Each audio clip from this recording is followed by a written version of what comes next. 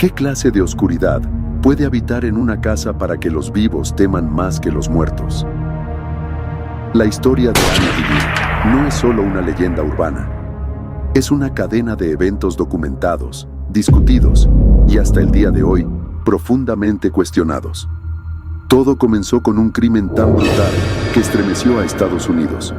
Pero eso solo fue el principio. En este video te voy a contar la verdadera historia detrás de la casa más famosa del terror. Desde los asesinatos cometidos por Ronald DeFeo Jr.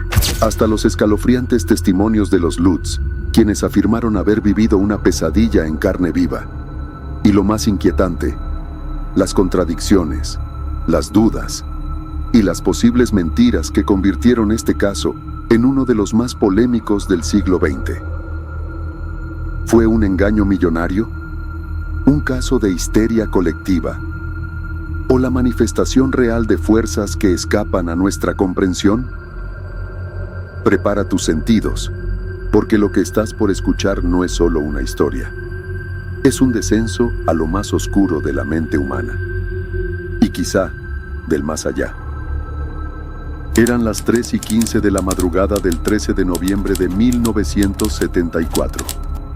Dentro de la tranquila casa colonial ubicada en el 112 de Ocean Avenue, 6 miembros de una misma familia dormían.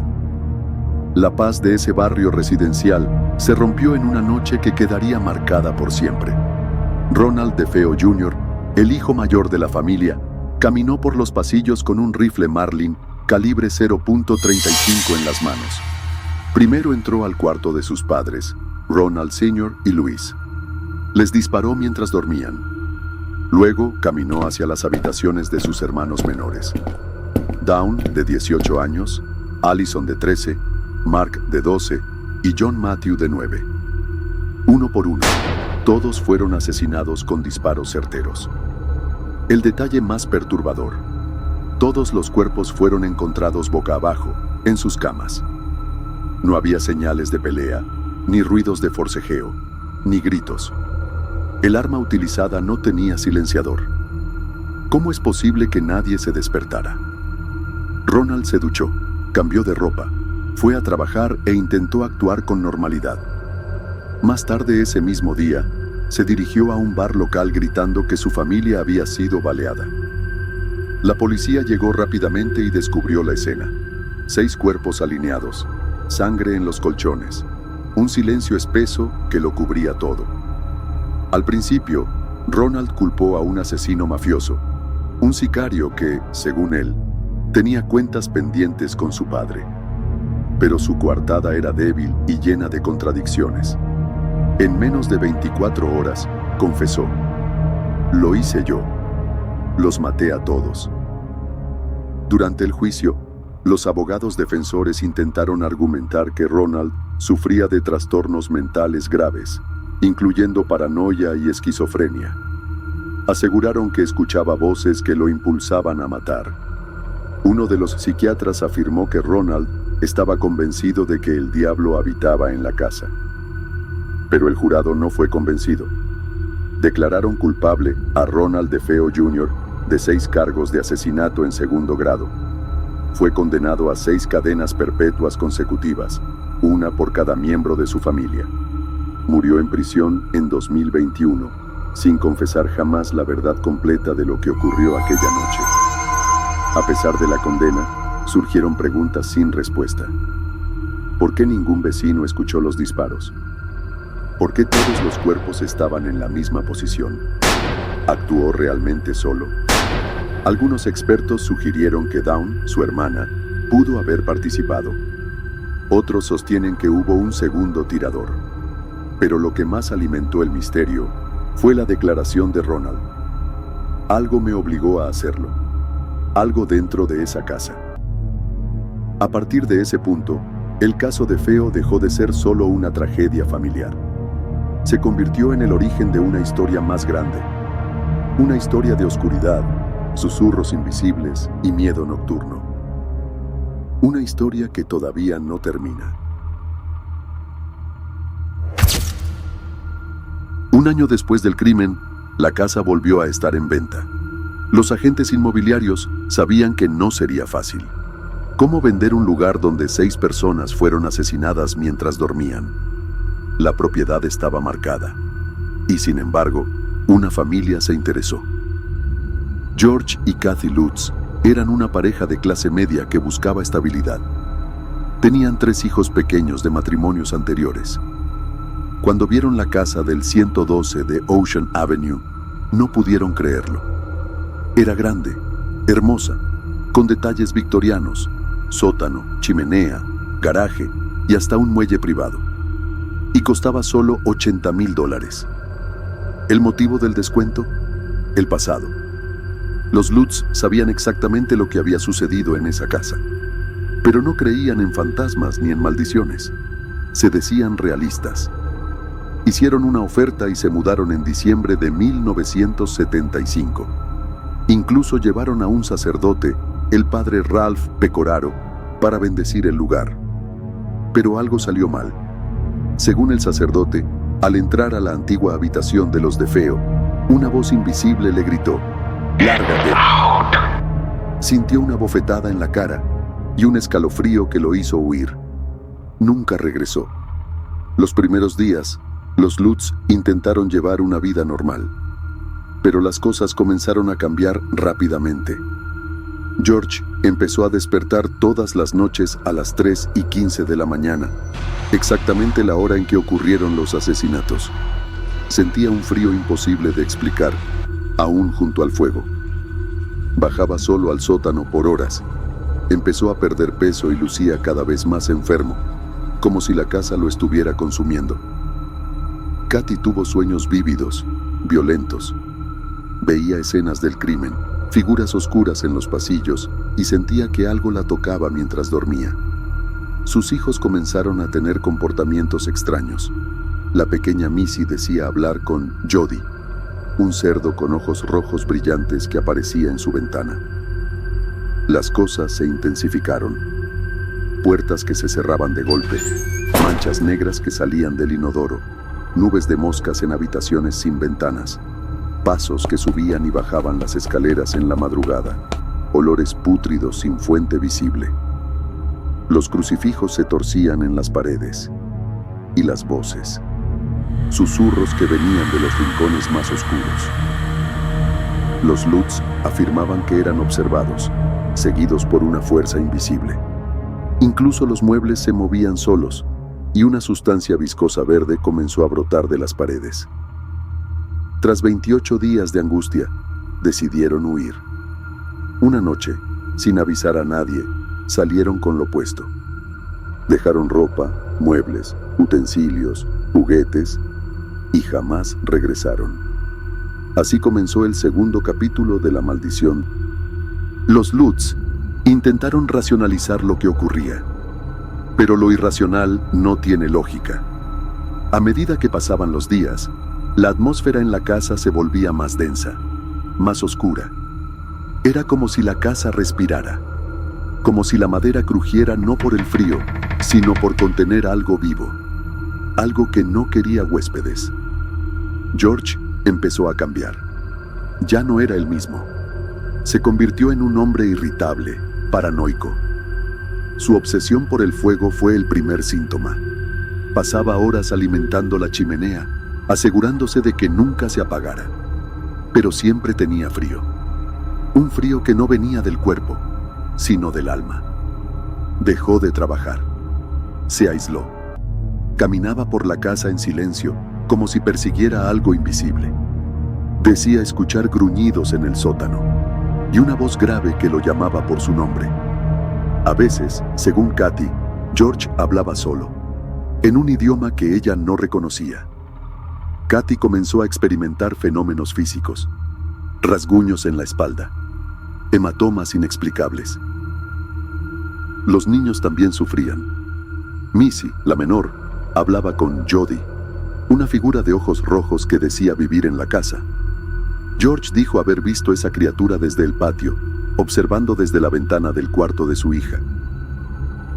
Semanas después, regresaron brevemente con los investigadores Ed y Lorraine Warren. Los Warren aseguraron que la casa estaba infestada por una presencia demoníaca. Usaron cámaras infrarrojas. Una de ellas captó la silueta de un niño en las escaleras, con ojos que brillaban como brasas. Ningún niño estuvo allí esa noche. La historia de los Lutz marcó para siempre a Amityville. Para algunos, fue un fraude bien armado. Para otros, la prueba más aterradora de que lo inexplicable no solo existe, sino que puede habitar entre nosotros. Tras la huida de los Lutz, la historia explotó en los medios.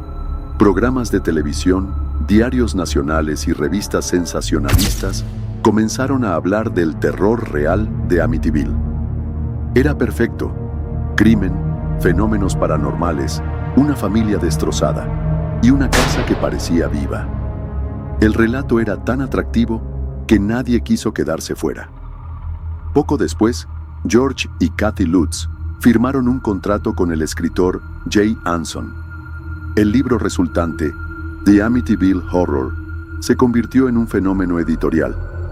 Luego vinieron entrevistas, giras promocionales, documentales y finalmente, películas. Pero cuanto más crecía la fama, más crecían las dudas. Periodistas y escépticos empezaron a investigar. Algunos vecinos aseguraron que jamás escucharon nada extraño. Otros dijeron que los Lutz jamás pidieron ayuda ni denunciaron actividad paranormal. De hecho, no existe ningún informe policial registrado durante su estancia. El padre Ralph Pecoraro, quien supuestamente fue atacado por una voz invisible, jamás dio una declaración pública directa. La iglesia negó haber autorizado formalmente su presencia en la casa. El testimonio clave, entonces, quedó en una zona gris. Las fotos que captaron supuestas entidades, como la del niño con ojos brillantes, también fueron cuestionadas. Algunos expertos en fotografía las desacreditaron como errores técnicos o pareidolias. Otros afirmaron que todo era parte del montaje. Pero lo que más impactó fue la confesión del abogado William Weber, quien representó a Ronald DeFeo. Dijo que él y los Lutz se sentaron una noche a beber vino y crear la historia perfecta de terror. Según su versión, fue todo un invento para obtener ganancias del crimen. George y Kathy siempre lo negaron. Incluso después de divorciarse, su versión jamás cambió. Murieron defendiendo su historia. Nunca admitieron fraude. También hubo testigos que creyeron. Investigadores paranormales, como Ed y Lorraine Warren, sostuvieron que la casa albergaba una entidad demoníaca. Para ellos, no había duda. Lo que ocurrió fue real. Pero entre contradicciones, falta de evidencia concluyente y relatos mediáticos inflados, la línea entre realidad y ficción se volvió invisible. ¿Fue un elaborado engaño o la manifestación de algo que la ciencia aún no puede explicar? La historia de Amityville sigue siendo una herida abierta en el misterio, y como todo mito moderno, divide al mundo entre creyentes y escépticos. Lo que comenzó como una tragedia familiar y una supuesta experiencia paranormal, se convirtió en uno de los fenómenos culturales más duraderos del siglo XX. The Amityville Horror vendió millones de copias en todo el mundo. Fue traducido a decenas de idiomas y se convirtió en un referente del terror moderno. Poco después, en 1979, se estrenó la primera película basada en la historia. Fue un éxito rotundo de taquilla y el nacimiento de una franquicia que perdura hasta hoy. Más de una decena de películas, remakes, documentales, series de televisión y parodias han girado en torno al caso. Amityville dejó de ser un lugar y se volvió un símbolo. Para muchos, representa el miedo a lo desconocido. Para otros, la astucia de quienes saben venderlo. El término Amityville se convirtió en sinónimo de casas embrujadas. Inspiró libros de ficción, análisis académicos y hasta tours turísticos. La casa, aunque cambió de dueños múltiples veces y su dirección fue modificada para evitar el turismo morboso, nunca pudo deshacerse del estigma. también tuvo un impacto en el mundo del esoterismo. Investigadores paranormales, médiums y practicantes del ocultismo comenzaron a citar el caso como una de las evidencias más importantes de actividad demoníaca en el mundo moderno. Ed y Lorraine Warren, figuras clave del caso, ganarían fama internacional por su participación. Sin embargo, también encendió alarmas sobre la manipulación mediática, el sensacionalismo y la explotación del sufrimiento real como entretenimiento. ¿Hasta dónde estamos dispuestos a creer con tal de sentir miedo? ¿Y qué ocurre cuando el miedo se vuelve rentable? Amityville no solo nos enseñó a temer a lo que no vemos, nos mostró que el terror también puede ser una industria, y que hay historias que jamás terminan de contarse. 49 años después de los asesinatos en Ocean Avenue, la historia de Amityville sigue viva. Ya no como un simple caso policial, ni como una historia de fantasmas, sino como un espejo de nuestras creencias más profundas, de nuestros miedos más antiguos y de nuestra necesidad de encontrar sentido en lo inexplicable. Lo ocurrido en esa casa divide aún hoy a millones de personas. Están quienes lo consideran uno de los mayores fraudes mediáticos del siglo pasado. Y están quienes creen firmemente que Amityville fue tocada por una fuerza oscura que no puede ser comprendida por la lógica. Pero más allá de lo paranormal, el caso Amityville habla de nosotros, de cómo procesamos el trauma, de cómo el miedo se convierte en relato, y de cómo ese relato puede moldear culturas enteras. Quizás la pregunta más importante no sea si todo fue real, sino por qué seguimos necesitándolo. ¿Por qué buscamos casas embrujadas, voces del más allá y figuras demoníacas en la oscuridad? ¿Qué estamos tratando de encontrar o de evitar? La casa fue renovada. Su dirección fue cambiada. Nuevos dueños han vivido allí sin incidentes. Y aún así, el mito persiste. Porque la verdadera casa embrujada no está en Amityville, está en nuestra memoria colectiva. Y es allí donde, noche tras noche, el reloj marca las 3:15, una y otra vez. Si esta historia te atrapó, suscríbete al canal, deja tu me gusta y cuéntanos en los comentarios. ¿Tú qué crees? ¿Fraude, maldición o una mezcla de ambos?